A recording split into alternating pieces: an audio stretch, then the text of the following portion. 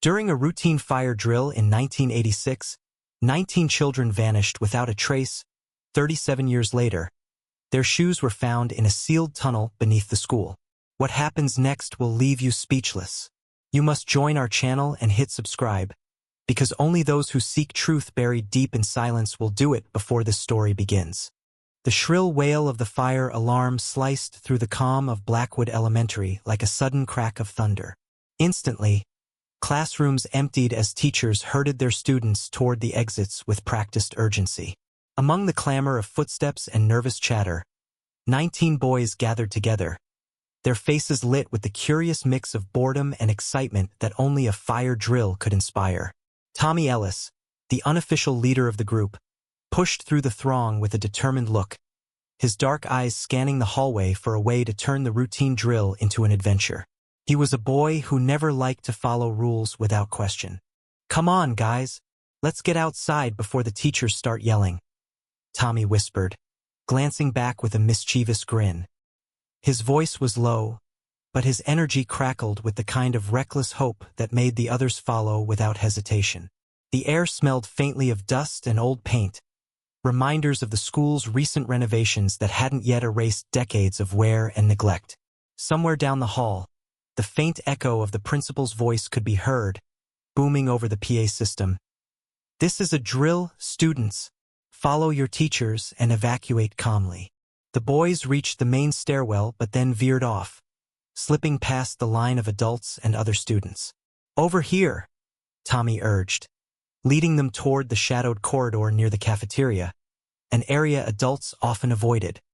His heart pounded with a mix of fear and exhilaration as he slipped through a heavy door, one that seemed oddly out of place in the otherwise familiar school.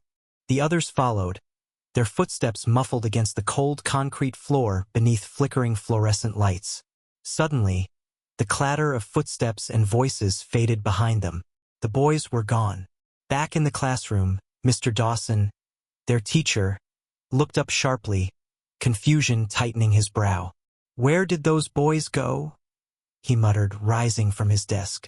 He called out their names, his voice cracking slightly, but only silence answered. Outside, the bell rang again, signaling the end of the drill, but the boys did not appear. Panic began to seep into the faces of the staff. Principal Harold Jenkins strode briskly down the hallway, his posture rigid with concern. He barked orders to staff members, his voice steady but edged with tension. "Check all rooms again. Secure the exits. Notify the sheriff now."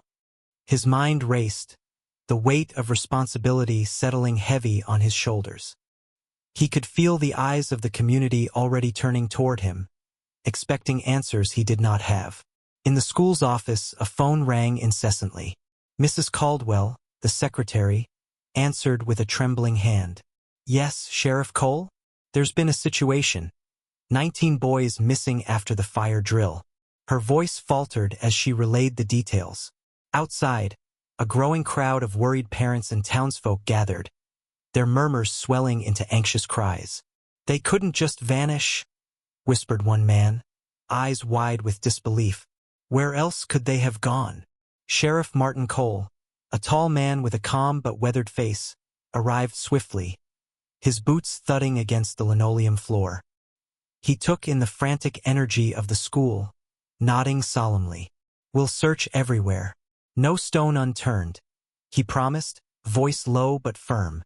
His deputies fanned out, checking classrooms, the playground, the nearby woods, even the basement storerooms. But every corner yielded only emptiness. As hours bled into night, hope began to flicker dangerously low. The boys' disappearance was a puzzle without pieces. Parents clutched each other, tears mingling with prayers. Harold Jenkins sat alone in his office, head in hands, haunted by the rumors that whispered through the halls, tales of hidden passages and locked doors beneath the school. He had dismissed them for years, but now they gnawed at his mind like shadows creeping into the light. Outside, the last of the searchlights swept the school grounds, illuminating nothing but cold bricks and silent windows. The town of Rinslow stood frozen in disbelief and dread, the nightmare quietly settling into their bones. Decades passed, and the missing boys became ghosts in the town's collective memory, their names whispered only in the darkest corners. Yet, beneath the floorboards of the cafeteria, hidden from sight and erased from maps, a heavy hatch lay buried beneath layers of dust and time. One day, during a renovation meant to breathe new life into the old school, construction workers uncovered the rusted metal. Their breath caught as they pried it open, revealing the dark maw of a long-forgotten tunnel. The school and town braced themselves for answers they had long feared to uncover. The past was about to claw its way back into the light.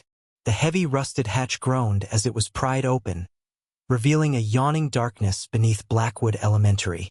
A musty breeze escaped from the tunnel, carrying with it the weight of decades, the smell of damp concrete and forgotten fears. Sheriff Martin Cole, his weathered face tight with resolve, took a slow breath and glanced sideways at Jacob Wallace.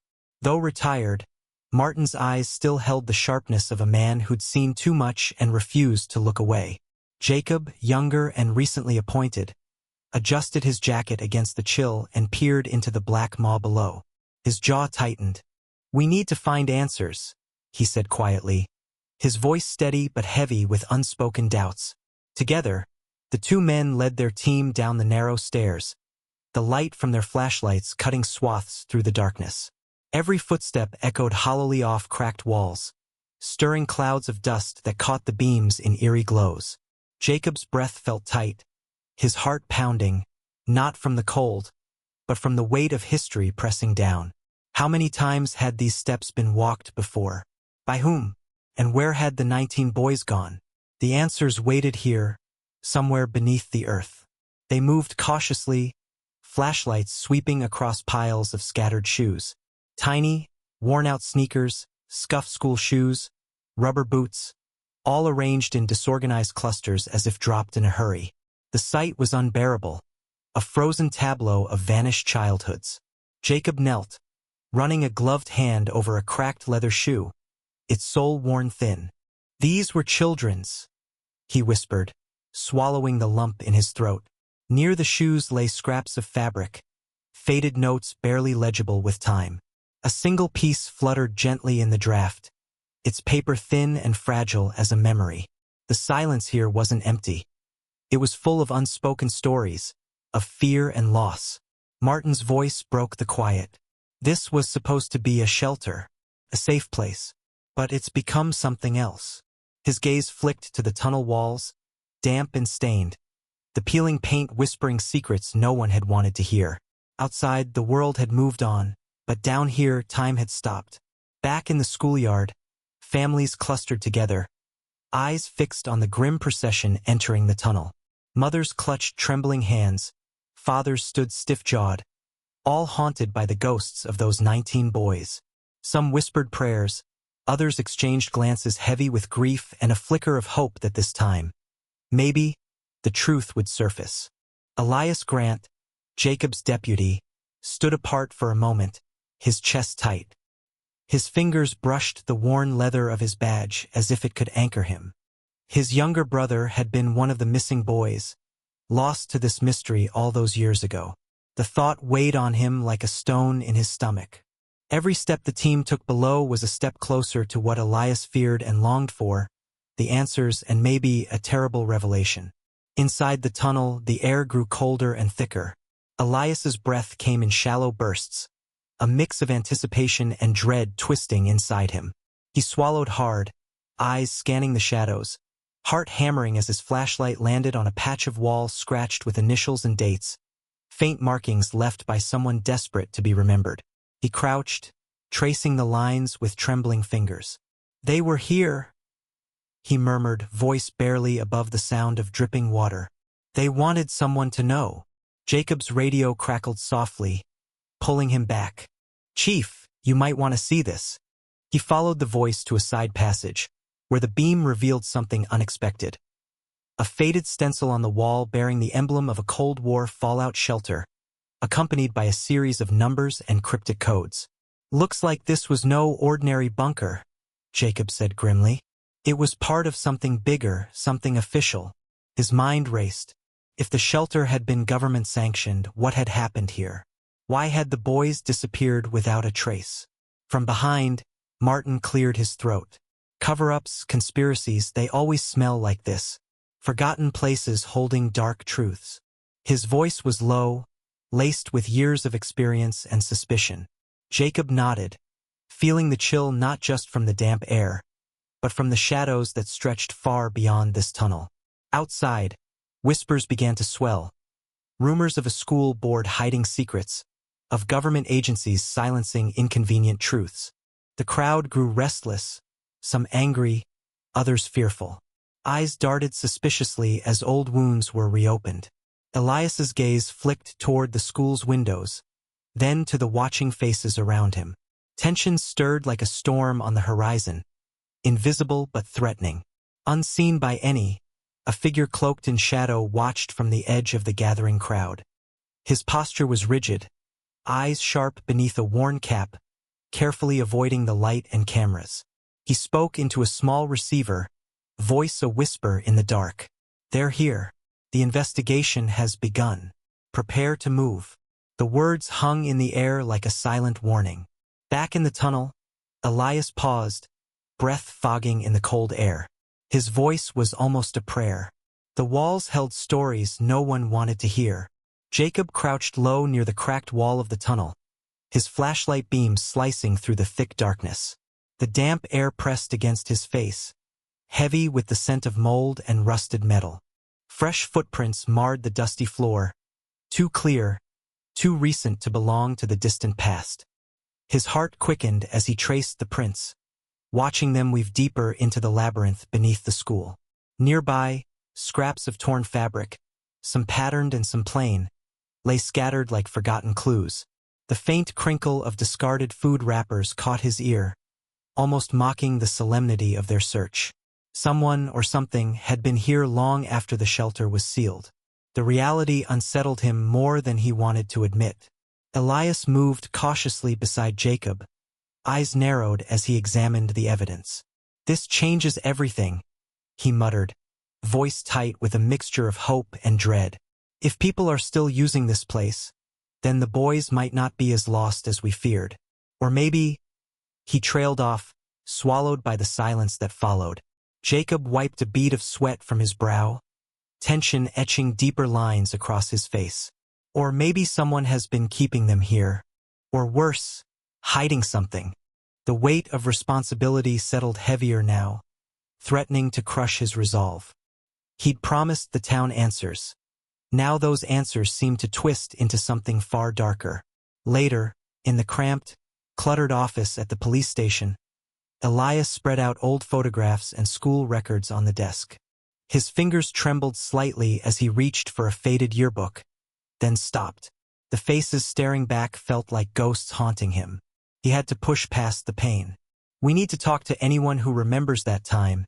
Staff, residents, anyone who might shed light," he said, voice firm. Jacob nodded, already dialing. "Start with the old janitor, Gerald Knox. He worked here back then. Might know things people don't want to say." The next day, Elias found Gerald in a small, dimly lit apartment on the edge of town. The man was a gaunt figure, with sunken eyes and fingers stained from years of labor. He greeted Elias cautiously, as if weighing the danger in every word. "I don't like to talk about that place," Gerald said, voice rough but steady. "Especially not what happened down there." He glanced nervously toward a dusty cabinet before continuing. "There were orders, strict ones, to keep the basement locked tight. No one was supposed to go in.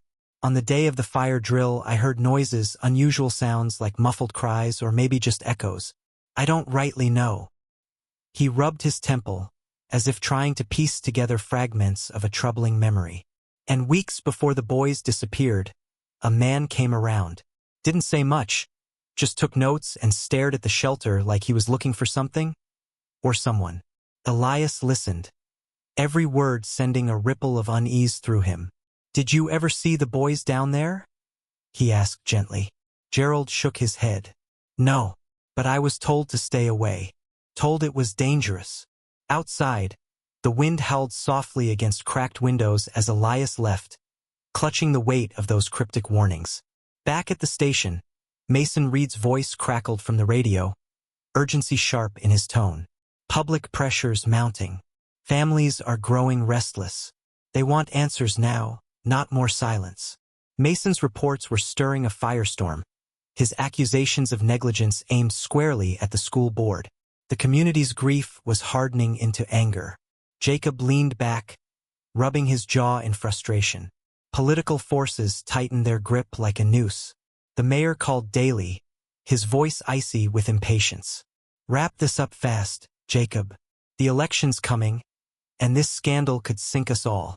But Jacob's gaze hardened. No. "We're not burying this. Not anymore." One night, Elias sat alone in the darkened evidence room, scrolling through maintenance logs. Then, a shiver ran down his spine. The security system for the tunnel, the cameras, alarms, entry locks, were all disabled on the very day of the fire drill. Deliberately, someone had planned this. His fingers trembled as he whispered to the empty room. They wanted those boys trapped. He stared out the window into the night, heart pounding with the gravity of the truth. What had started as a simple drill was now a sinister puzzle. The town hall was packed beyond capacity, the wooden benches creaking under the weight of more bodies than they were meant to hold. Jacob Wallace stood at the podium, his hands gripping its edges tightly, as he faced a sea of angry faces lit by harsh fluorescent lights. The air was thick with tension, an almost suffocating mix of sorrow, rage, and years of unanswered questions. Mothers clutched photographs. Fathers' eyes burned with silent fury. The room buzzed with whispered accusations and sobs, a harsh chorus that pressed heavily on Jacob's chest. "You expect us to believe nothing was done for all these years?" A voice rang out sharply from the back.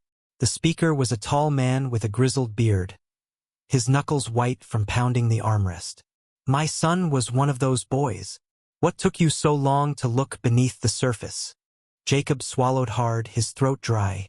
"We are doing everything we can now," he replied steadily, though doubt flickered in his mind. How could he convince a crowd that justice wasn't just a distant hope but an urgent mission? "This town deserves answers, and we will find them." Beside the room's edge, Elias Grant stood still, his gaze fixed on the framed photo of his younger brother resting on the folding table before him. His heart pounded, a storm of grief and determination swirling inside. The years of silence had carved deep scars in his soul, yet every unanswered question felt like fuel for the fire burning in his chest. He clenched his fists at his sides, fighting the urge to scream, to plead for the truth to come faster. Outside the hall, the murmurs spilled into the night. Groups of men, hardened by grief and years of frustration, moved in restless clusters. The vigilantes had grown bolder with each passing day, faces set in grim resolve, voices low but sharp with threat. Rumors spread quickly, names whispered with venom, suspicions flaring like wildfire. "They're playing a dangerous game," Elias thought, watching from a shadowed window as fists pounded on doors and threats echoed through the cold streets. The fragile balance was tipping toward chaos. Days later, back in the bowels of the school, Jacob and Elias descended deeper into the tunnel, their flashlights cutting narrow beams through thick dust and the stale scent of decay. The tunnel walls, once gray concrete, now bore decades of neglect, cracked spiderwebbing, moisture dripping steadily onto their boots. It was a place lost in time, but tonight, something stirred beneath the surface. At a narrow bend, Elias's light caught a rusted metal door, half hidden behind debris. "Look at this," he whispered, brushing away layers of grime. The lock was broken, the hinges creaking ominously as Jacob pushed the door open. Inside lay a small chamber, the command center, untouched but frozen in the past. Old consoles, their dials frozen at random numbers, stood beneath cracked glass panels. Faded papers littered the desks, yellowed with age but still legible in places. Jacob unfolded one of the documents carefully, his brow furrowing. "These are blueprints, but they're not just for a shelter," he murmured, tracing his finger along coded annotations and symbols. "It's a government facility designed for containment." His voice dropped lower as he added, "to detain certain groups during emergencies." Elias's stomach twisted. What groups? Why would children be involved? Jacob's eyes scanned further. Look here, he said, holding up a document with faint writing near the margins. This mentions liabilities, a term for those considered a threat or problem. The boys might have been seen as liabilities. The room felt colder, the weight of the revelation pressing down like a physical force. Neither man spoke for a long moment, the silence thick with dread. Meanwhile, back in town, paranoia simmered beneath the surface like a hidden poison. Evidence that had once seemed promising was now under attack. Files disappeared from offices. Witnesses who once spoke openly now clammed up, terrified of unseen consequences. Mason Reed, the local reporter whose articles had ignited the investigation, stared at his phone with a mix of hope and dread. An anonymous tip had just arrived, a promise of information that could shatter the case wide open. Yet the message ended with a chilling warning. Stop digging, or face the consequences. Mason's fingers hovered over the keyboard, his pulse quickening. Could this be the breakthrough they needed, or a trap to silence him forever? In the quiet of his small apartment, Elias sat staring at the faded photo of his brother tucked inside an old notebook. The question haunted him relentlessly. Could his brother still be alive? Had he somehow survived all these years trapped in darkness? His breath hitched, heart aching with a cocktail of hope and despair. The stakes had never been higher. The town's facade of calm was cracking, exposing a festering wound too painful to ignore. Political powers worked feverishly behind closed doors, spinning narratives designed to protect themselves rather than reveal the truth. But Jacob's resolve was unbreakable. He would uncover every secret, no matter the cost. The deeper they dug, the darker the secrets became. The flickering fluorescent lights of the command center cast long, unsettling shadows over the cracked consoles and rusted equipment as Jacob crouched beside a battered filing cabinet. His fingers trembled slightly as he pulled out a stack of yellowed documents, their edges brittle and stained by decades of neglect. Elias stood close by, eyes scanning the room, alert to every creak and distant drip of water echoing through the tunnel. Outside, the muffled voices of protesters clashed with the frustrated murmurs of officials, a relentless storm pressing in on them from both inside and out. Jacob's jaw tightened. "They're trying to shut us down," he muttered, voice low but edged with steel. He glanced at the crumpled legal notice recently served, an official warning from the town council demanding the immediate cessation of all investigation activities within the tunnel. The language was cold, impersonal, yet the threat was unmistakable. Powerful forces were mobilizing to bury this nightmare once and for all. Elias's eyes darkened with resolve. "We can't let them win," he said, voice barely above a whisper. "This is more than just about us now." His gaze flickered to the photograph they had uncovered, an old, faded snapshot of a group of boys lined up outside the shelter's entrance. One face stood out, hauntingly familiar. Elias's own brother, young and innocent in that grainy image, stared back at him across time and space. "I keep thinking about him," Elias admitted, voice cracking. "What did they do to him down here? Did he ever see the light again?" The weight of the unknown pressed down on his chest, tightening like a vice. Jacob laid a steadying hand on Elias's shoulder. "We'll find answers. That's what matters." Their hope was bolstered by the arrival of Dr. Simon Hargrave, a middle-aged historian whose unassuming presence belied the fierce intellect behind his wire-rimmed glasses. Simon had pored over countless Cold War records, and as he spread out detailed blueprints across the command center's dusty table, his voice cut through the tension. "This wasn't merely a fallout shelter," Simon explained, tracing a gnarled finger along the faded lines of the tunnels. "It was designed for detainment.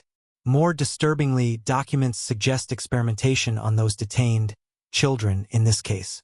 The government wanted this hidden, unacknowledged." Elias's breath hitched, a cold dread seeping into his bones. "Experimentation? On the boys?" Simon nodded grimly. "The records imply psychological and chemical tests. They treated these children like lab rats, masked beneath the guise of national security. Jacob slammed his fist on the table, making the brittle papers flutter. This changes everything. We need to find every piece of evidence to expose them. Yet outside the claustrophobic walls of the tunnel, a different battle raged. The town was fracturing. A vigilante group, once whisper-thin, now surged with brazen confidence, their anger burning hotter with each passing day. Streets became battlegrounds. Men with grim faces stalked neighborhoods, warning anyone connected to the investigation to step away or face consequences. Jacob found himself trapped between enforcing order and calming fury. One night, after breaking up a particularly violent confrontation near the school, he confronted the leader of the group, a tall, scarred man named Russell. "Russell, this isn't the way," Jacob said firmly, his tone calm but authoritative as they faced off beneath a flickering street lamp. "You're putting innocent people at risk." Russell's cold eyes narrowed. "Innocent? Those bastards in the school board let this happen. They deserve every threat and more." Jacob's hands clenched into fists. "Vigilantism won't solve this. We need evidence, not violence." But Russell's lip curled in disdain. "Evidence won't bring the boys back." As Jacob walked away, the weight of the town's rage pressed down on him. The line between justice and chaos was thinning dangerously. Meanwhile, a shadow darker than the vigilantes lurked. One among the angry mob was a traitor, an informant secretly feeding false leads and misinformation to those desperate to keep the past buried. His identity remained a carefully guarded secret, his motives shrouded in layers of deception.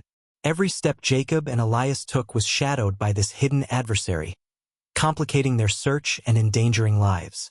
Back in the command center, Elias stared at the photograph again, tracing the worn edges with a shaking finger. "If only I could hear his voice again," he whispered, his eyes misting.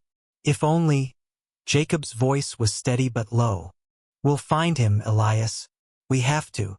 Outside, the night wind carried distant shouts and the heavy silence of secrets yet to be unearthed. The battle for truth had only just begun.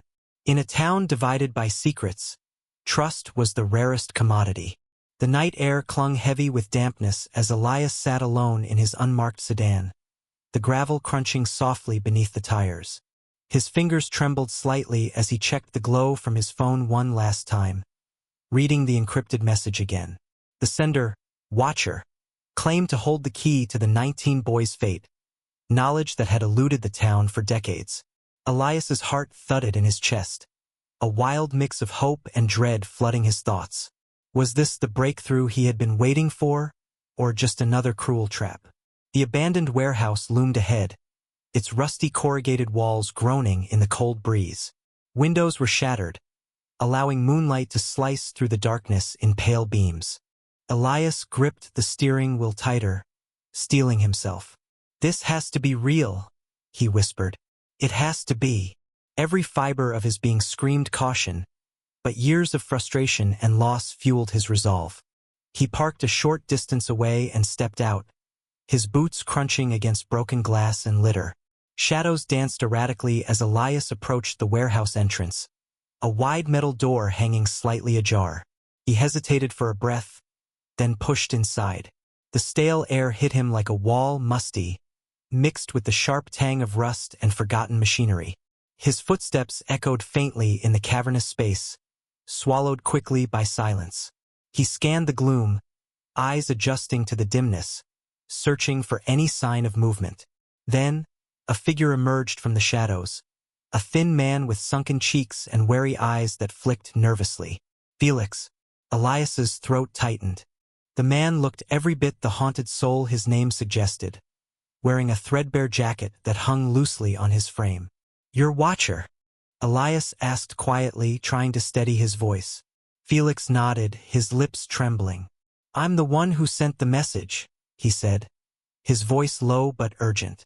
"I've waited years to say this, to warn you."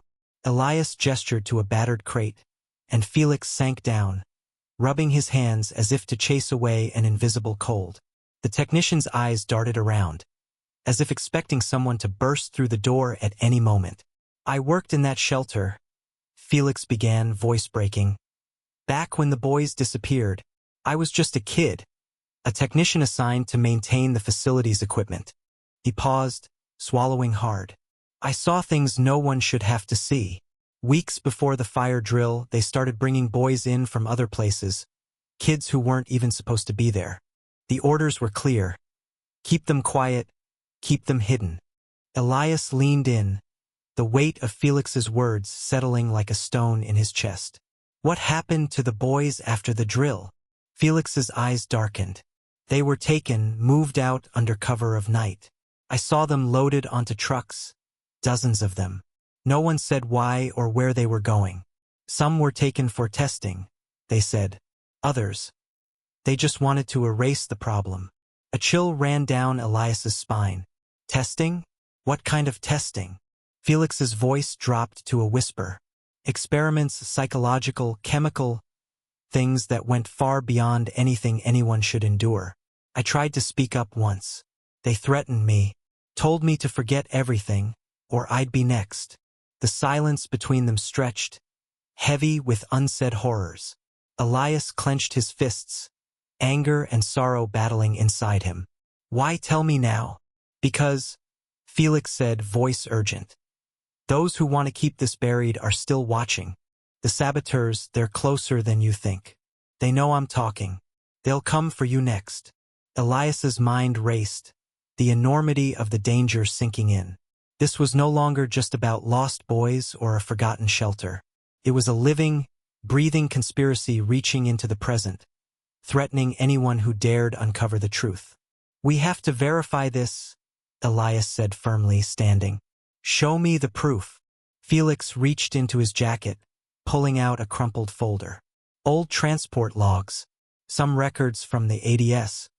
But there are holes, discrepancies. That's no accident. Elias took the papers carefully, scanning the faded print and illegible stamps. If what you say is true, it changes everything. A sudden noise, metal scraping against concrete, made them both freeze. Felix's eyes widened in panic. They're here. Without hesitation, Elias grabbed Felix's arm. We need to get out. Now. The two men slipped into the shadows, their footsteps swallowed by the cavernous warehouse as they vanished into the night. Elias's pulse thundered, his breath sharp and quick. But beneath the fear was a flicker of fierce determination. The past had claws that reached into the present. Jacob's flashlight cut through the thick, creeping shadows of the dense forest, the beam trembling slightly as he pushed aside heavy branches and damp leaves. Felix walked ahead, his gaunt figure moving with nervous urgency, his eyes darting constantly as if expecting someone, or something, to emerge from the darkness. The air was thick with the scent of moss and decayed wood, mingled with an undercurrent of something metallic and stale, as if the ground itself held memories of forgotten pain.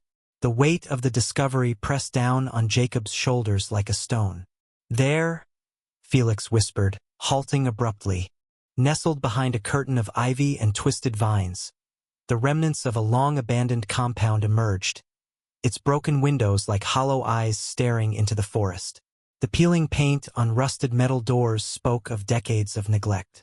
Jacob swallowed hard, feeling the hairs on his neck rise. This was no ordinary relic. It was a graveyard of secrets. They moved carefully inside, boots crunching over shattered glass and scattered leaves. The air was stale, heavy with dust that danced in Jacob's beam like tiny ghosts. The walls were lined with faded charts and peeling posters, their edges curling like dying leaves. Tables still held rusted medical tools coated in grime, their shapes cruel reminders of what had happened here. Jacob's breath hitched, a cold knot tightening in his chest. How could something like this stay hidden for so long? He murmured. Felix's voice was barely a whisper, trembling with both fear and guilt. They wanted it buried, not just under dirt, but under silence. His eyes flicked to a stack of yellowed files resting on a shattered desk. This lab was where they brought the children, experimented on them, tested things no one should ever consider. He swallowed hard, running a shaking hand over the brittle papers. I saw some of it. I was just a kid then. I didn't understand what they were doing. Elias, who had been silent until now, clenched his fists. His face was pale under the weak flashlight beam. "My brother," he said, voice cracking with a mix of hope and despair. Could he still be alive? Hidden somewhere in all this? Or worse, trapped by what they did to him? The question hung heavy between them, unspoken fears echoing in the cold air. Jacob placed a firm hand on Elias's shoulder, his own resolve hardening. "We'll find out, whatever it takes." But even as he said it, he knew the path ahead was perilous. This discovery could shatter lives and reputations, and the forces trying to keep this secret buried would not hesitate to strike back. Back in town, the unrest was boiling over. News of the compound spread like wildfire, and with it came a surge of violence from those desperate to stop the investigation. Jacob received word of another arson at a key evidence storage facility. The flames had consumed years of painstaking work in a single, ruthless night. Witnesses who had spoken out were now silent, intimidated by threats that crawled like poison through the community. Jacob frowned, rubbing his temples. "We're up against more than just history," he muttered. "This is a battle for control, of truth, power, and fear." Elias nodded grimly, his eyes burning with determination despite the exhaustion etched into his features. "They want us to back down, but we can't. Not now." Meanwhile, Mason Reed's latest exposé hit the presses with the force of a bombshell. The article laid bare connections between the shadowy lab, local government officials, and secretive agencies working behind closed doors. Headlines screamed accusations of corruption and cover-ups. Public outrage surged, but so did the dangers. Mason's phone was flooded with threatening calls, and anonymous figures began stalking his movements. One evening, Elias received a cryptic message slipped under his door. The words were stark and chilling. "Stop digging, or suffer the consequences." He stared at the note, the weight of the threat sinking into his bones. Yet beneath the fear, a fierce fire ignited. This was no longer just an investigation. It was a fight for justice against a darkness that had thrived in silence for too long. Jacob stood by the window of their safe house, watching the forest silhouette fade into night. "We knew the risks," he said quietly, voice low but steady. "But this is worse than I imagined." Elias met his gaze, eyes fierce. "We can't let fear win. Not when so many lives depend on it." The night deepened around them, thick with unspoken fears and the weight of unrelenting truth.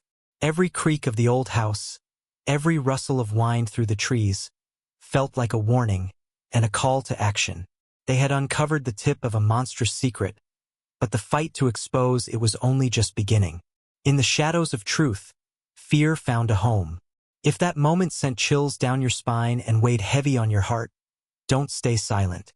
Subscribe and become a member, because some mysteries demand to be uncovered. The shrill blare of alarms shattered the eerie silence, echoing harshly through the labyrinthine corridors of the abandoned compound. Jacob's heart pounded fiercely in his chest as he spun around, eyes scanning the dimly lit hallway for any sign of pursuit. "We've been detected," he hissed, voice low but urgent. Elias tightened his grip on the worn folder clutched against his side, the edges frayed but heavy with names that had haunted him for years. His brother's name was among them, burning like a brand in his mind. Lena Brooks crouched behind a rusted metal table, her eyes wide but focused, fingers trembling as she shoved a stack of documents into a worn satchel. "We don't have much time," she murmured, her usually steady voice laced with tension. Marcus Reed, alert and silent as a shadow, moved ahead with calculated steps, checking corners and listening for footsteps. His military training made him the perfect guide through this forgotten maze. The air was thick with dust and decay, a choking mix of mold and rust that clawed at their throats. Flickering lights cast long, unnatural shadows that twisted along cracked walls. Each room they passed was a frozen snapshot of horrors long buried. Empty dormitories lined with broken beds, medical bays stained with faded blood marks, cabinets overflowing with yellowed files and strange glass vials. The silence felt suffocating, as if the walls themselves whispered warnings. "We need to find the archives," Jacob urged, voice strained but steady. "There has to be more evidence here, proof they can't deny." Elias nodded, though a cold weight settled in his stomach. Every step deeper into the compound pressed on old wounds, stirring ghosts he had tried to keep buried. Suddenly, the harsh clang of metal echoed ahead. Marcus spun toward the sound, muscles tensed like a coiled spring. "Trap triggered," he warned, his eyes narrowing.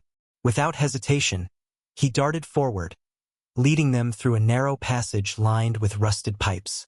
Elias stumbled over debris, adrenaline sharpening his senses even as fear gnawed at the edges of his mind.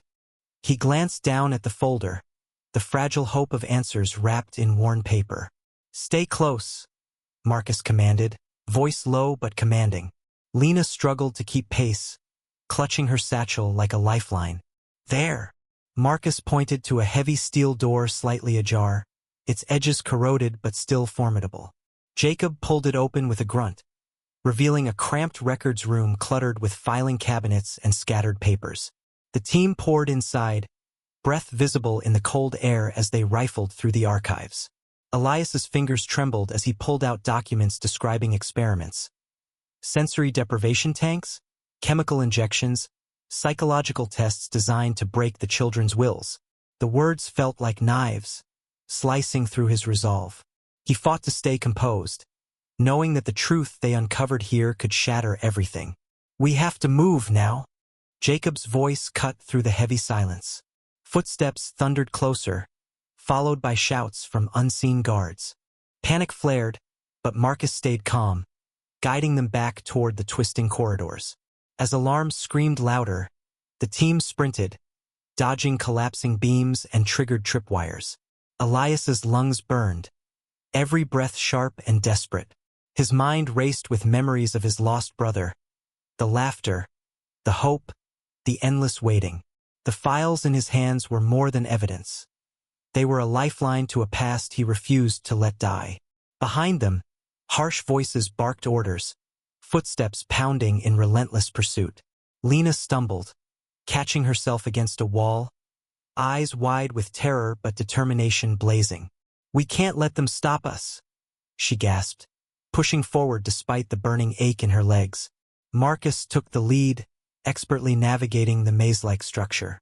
"This way," he shouted, motioning toward a narrow ventilation shaft barely large enough to crawl through. Without hesitation, Elias dropped the folder into Lena's arms and began squeezing his frame into the cramped opening, heart hammering in his chest. The cold metal scraped against his skin, every inch a reminder of how close they were to capture. Emerging into the dense forest outside, the fog swirled around them like ghosts of the past. Gasping for air, Elias looked back once, seeing the compound's dark silhouette fading behind the morning mist. The mission had succeeded, but the cost was clear. The evidence they carried would ignite a firestorm, but the dangers they faced were far from over.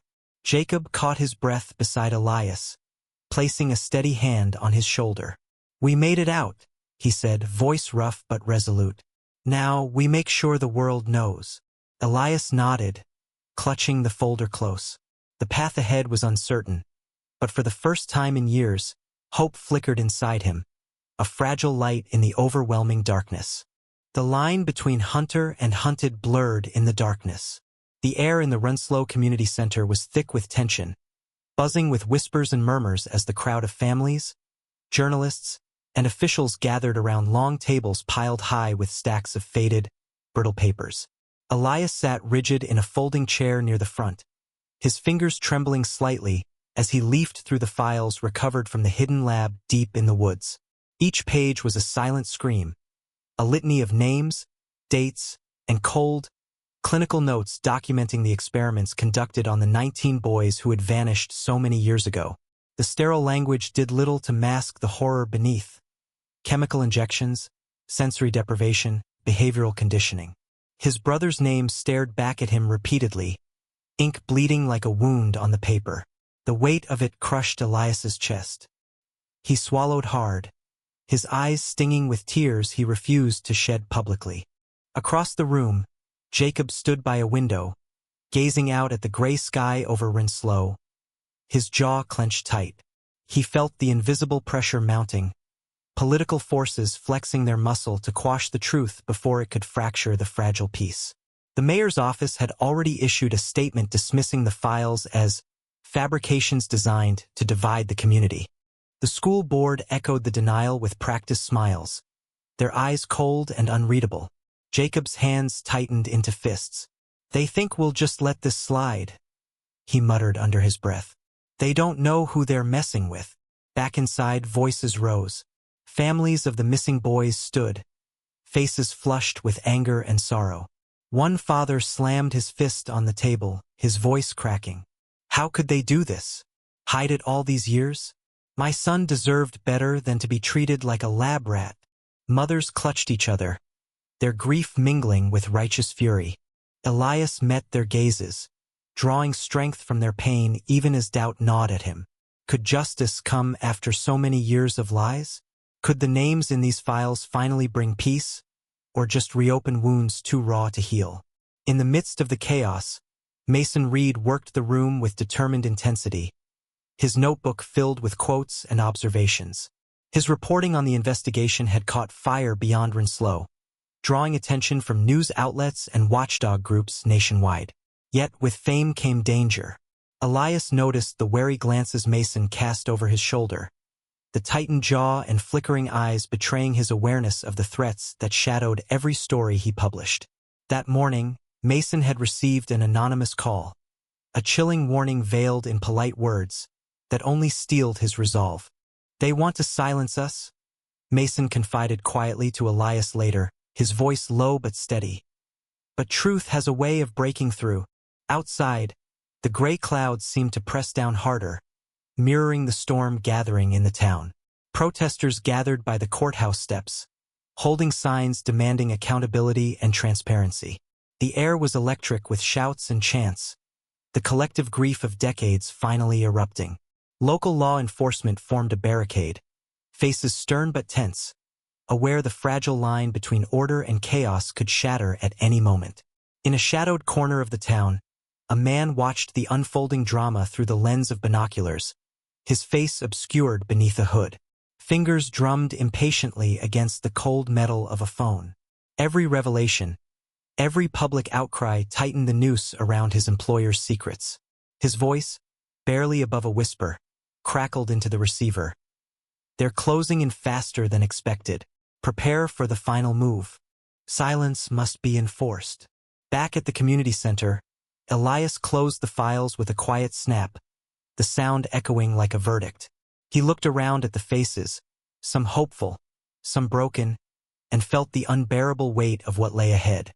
Justice was no longer just a goal. It was a battlefield where every truth uncovered demanded a price. The room seemed to hold its breath, waiting for what would come next.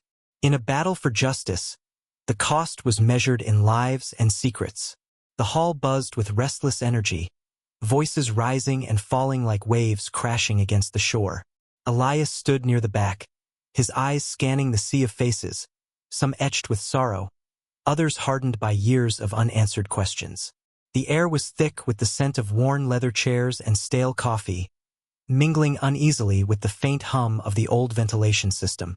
Every creak of the wooden floor seemed to echo the weight of decades of silence. At the center of the room, beneath harsh fluorescent lights that flickered occasionally, Daniel Shaw took the podium. His presence was magnetic, tall and lean, with sharp features weathered by time and hardship. His dark eyes held a fierce intensity, flickering between vulnerability and defiant strength. The room fell silent as he cleared his throat, gripping the edge of the podium tightly, knuckles whitening. "I was just a boy when they took me," Daniel began, voice steady but heavy with the memory. "Held in darkness, stripped of my name, my family, everything I knew." He paused, swallowing hard as a shiver ran through his body, the ghosts of his past clawing at the surface. "I escaped, but many did not. I have searched for them all my life." Murmurs spread across the room, some skeptical, some hopeful. Elias watched Daniel closely, noting the subtle tremor in his hands and the haunted flicker in his gaze that betrayed years of torment. This was no imposter spinning tales for sympathy.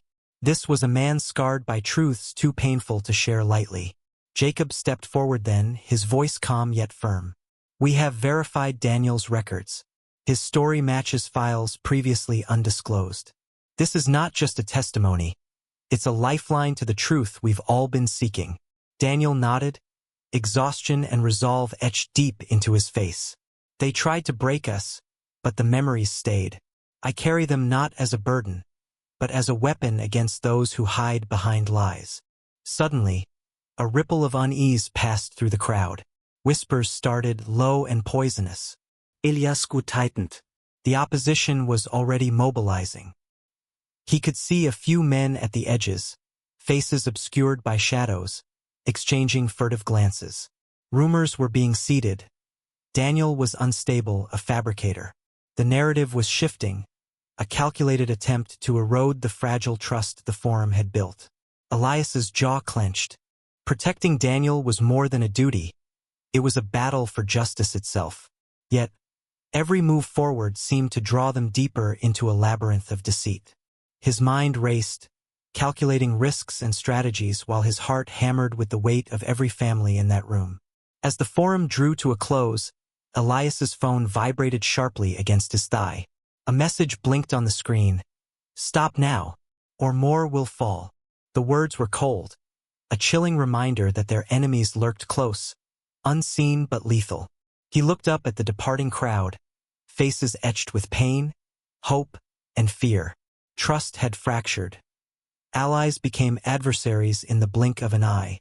The road ahead was perilous, and the cost of truth more devastating than ever imagined. The truth was a double-edged sword, cutting through lies and loyalty alike.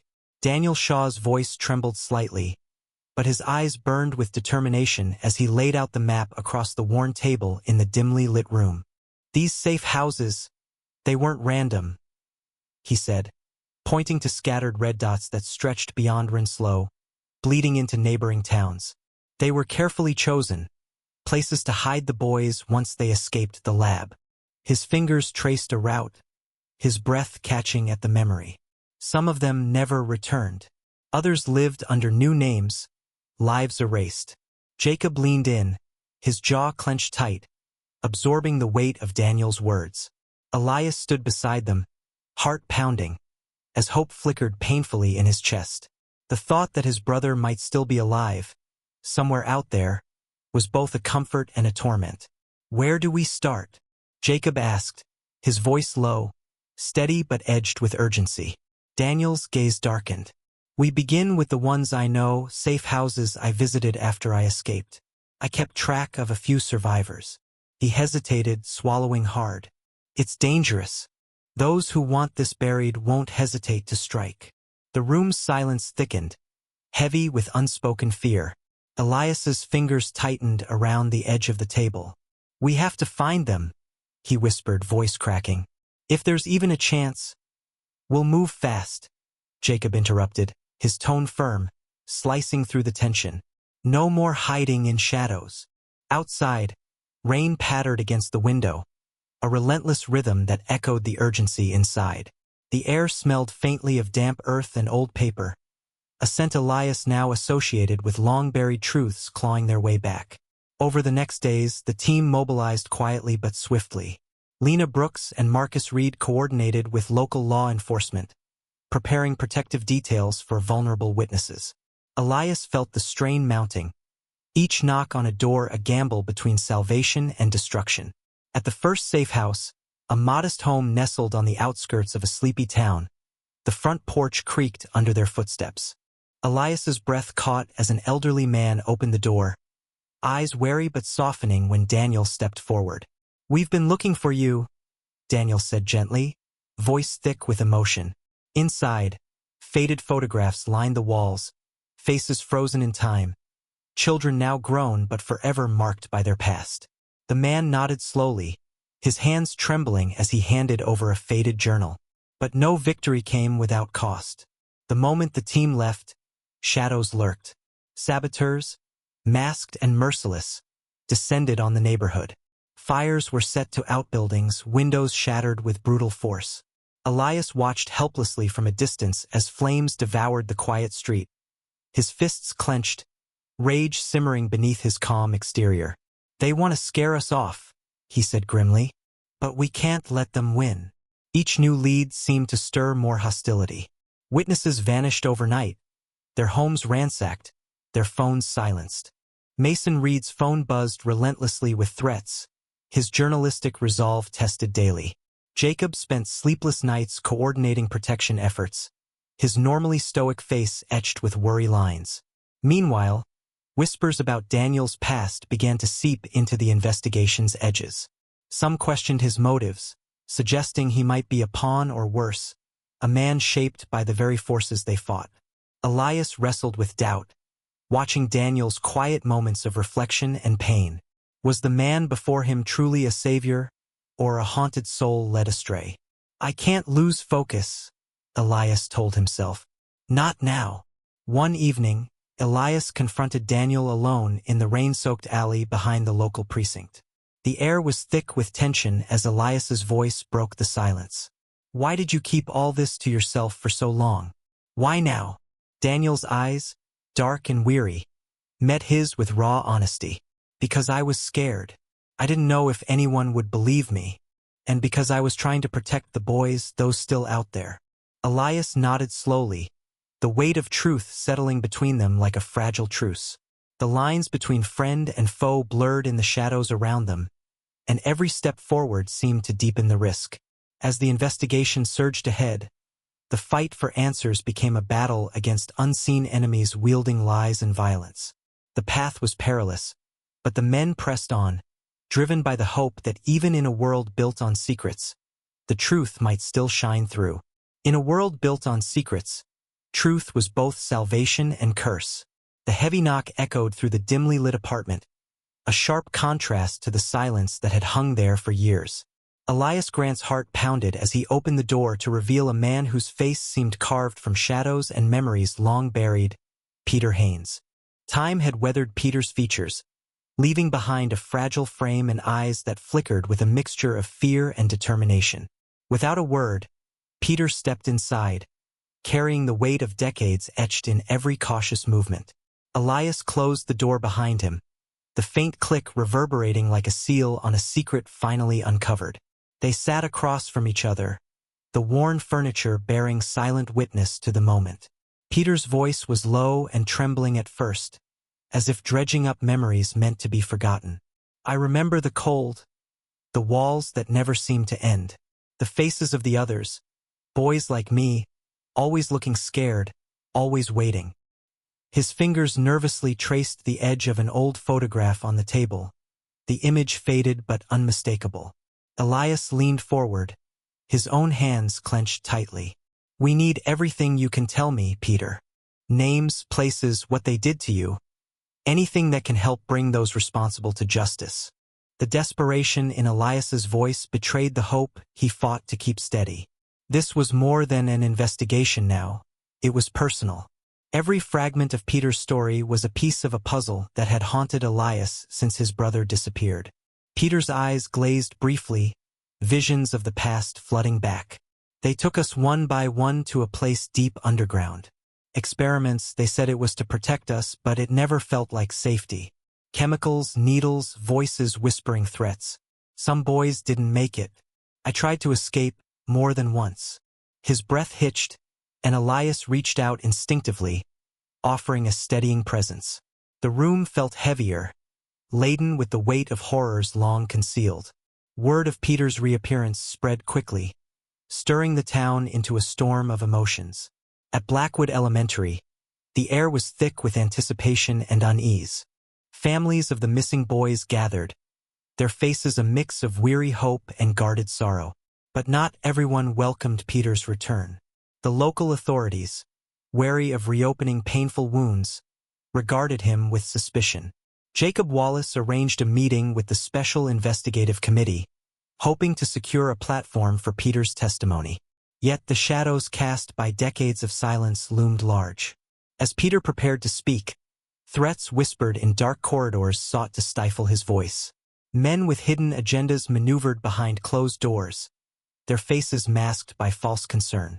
Elias watched the tension tighten around Peter like a noose. "They want us to forget," Elias murmured during a quiet moment. "But we can't. Not now." His determination was fierce, fueled by years of unanswered questions and a brother's love that refused to fade. The day of the hearing arrived, the committee chamber buzzing with reporters and officials. Peter's hands trembled slightly as he took the stand, but his eyes burned with a courage born from survival. He recounted the cold, the fear, the experiments, and the escape attempts with a clarity that silenced the room. Each word peeled back layers of deception, revealing a web of conspiracy that reached far beyond Rinslow. Elias sat nearby, pride and sorrow mingling in his chest.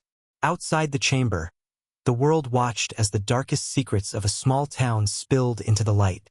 The weight of years pressed down on everyone present, but within that pressure, a fragile flame of hope flickered.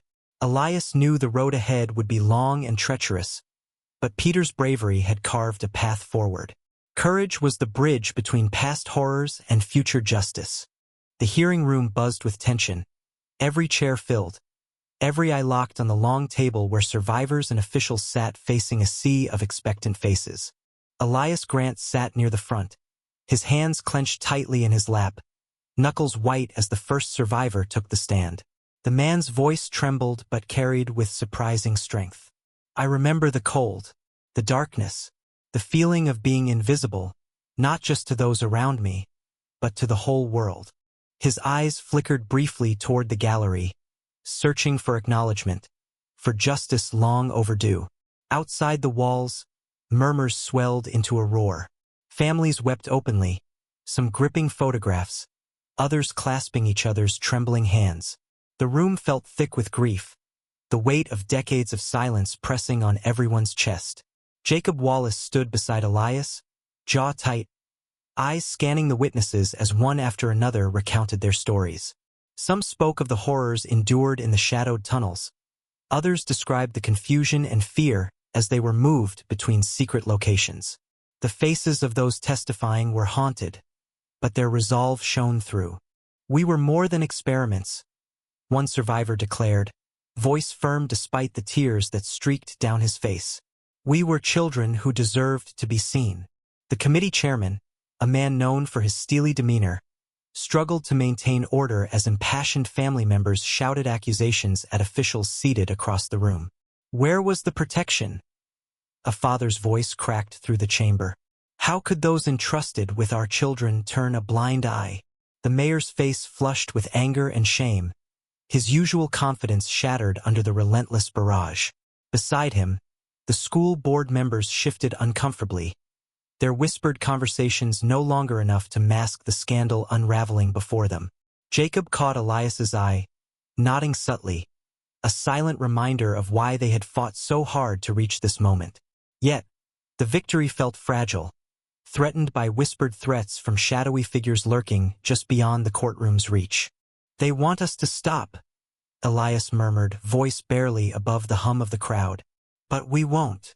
Hours stretched into an endless procession of testimony, revealing hidden documents and emails that tied government officials to efforts to suppress complaints, to bury reports of abuse, and to maintain a facade of security at any cost. The hearings exposed a chilling network of complicity that reached far beyond Rinslow, shaking the very foundations of public trust. During a brief recess, Elias stepped outside into the cool afternoon air, the distant sound of protest chants echoing from the courthouse steps. His breath formed small clouds in the chill as he pulled his coat tighter. Memories of his brother's laughter, now so painfully distant, flickered in his mind. The fight had cost him so much time, peace, and a piece of his soul, but the truth was no longer a secret buried beneath layers of deception. Returning to the courtroom, Elias felt the weight of responsibility settle heavier on his shoulders. Jacob's steady presence beside him was a balm, yet both men knew the road ahead remained perilous. The hearings culminated in a flurry of questions demanding resignations and reforms. Calls echoed for the mayor and school board to step down. Their failure to protect the children laid bare for all to see. At the hearing's close, the chamber emptied slowly, voices hushed with a mixture of relief and exhaustion. Elias lingered, his steps guiding him back to a place he never thought he would return to, the sealed tunnel beneath Blackwood Elementary. The dim light of his flashlight cut through decades of dust as he descended the narrow stairs, heart pounding with memories and unspoken farewells. Kneeling in the silence, Elias carefully placed a single pair of worn sneakers on the cold concrete floor, the shoes his brother had loved so much. His fingers traced the frayed laces as a silent prayer escaped his lips, honoring the 19 boys lost and the truth now finally uncovered. The past and future collided in that quiet space, a testament to suffering, resilience, and the power of breaking silence. Healing began when the silence was broken. Years after the rusted hatch was pried open and the secrets buried beneath Blackwood Elementary clawed their way into the light, the town of Renslow stood transformed. The once forgotten tunnel, dark and silent for decades, now lay open as a memorial, a solemn place where the echoes of 19 lost boys whispered through the cold stone walls, inviting remembrance and reflection. Elias Grant stood at the entrance, the morning sun casting long shadows across the polished plaques lining the memorial's curved walls. The air was cool and still, filled with the faint scent of fresh flowers and polished wood. His hands rested lightly on the worn leather straps of his bag as he gazed at the rows of small bronze shoes mounted along the pathway, each pair carefully replicated from the originals found all those years ago. His chest tightened, a mix of sorrow and pride flooding him.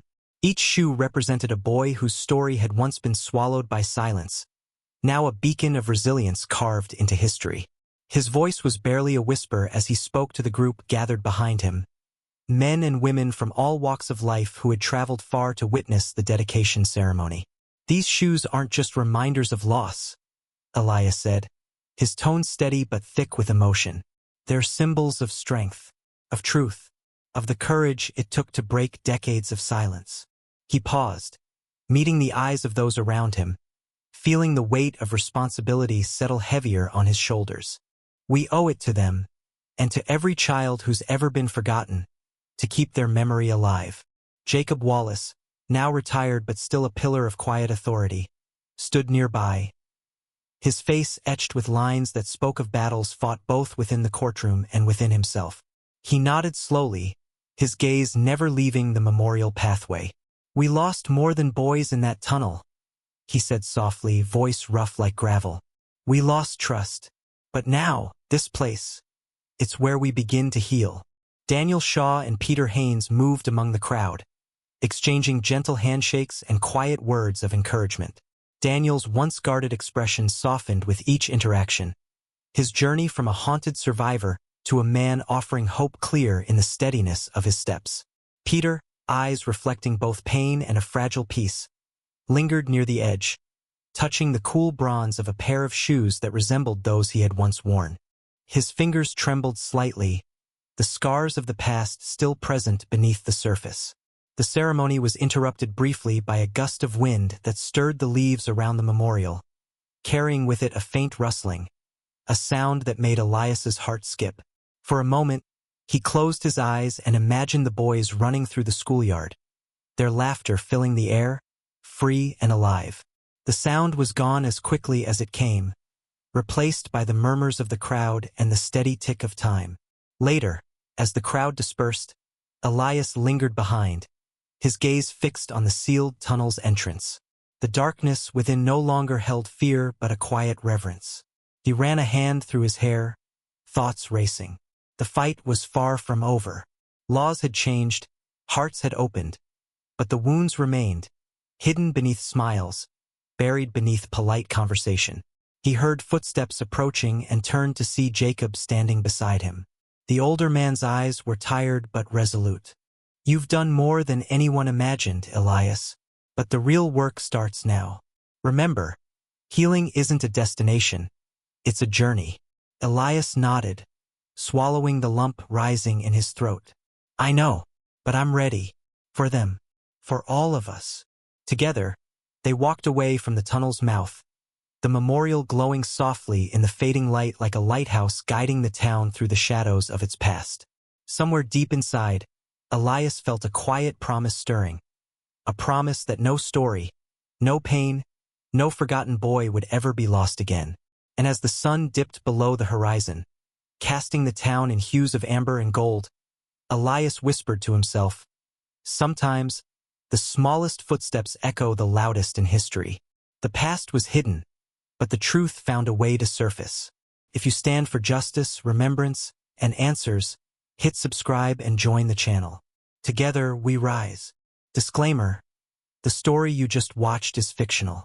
It delves into themes of forgotten history, institutional neglect, and the chilling mysteries that can lie buried beneath everyday places. By weaving suspense with tragedy, the narrative aims to provoke reflection on how easily the vulnerable can be overlooked. Its purpose is to raise awareness, spark curiosity, and inspire vigilance in protecting our communities and remembering our past.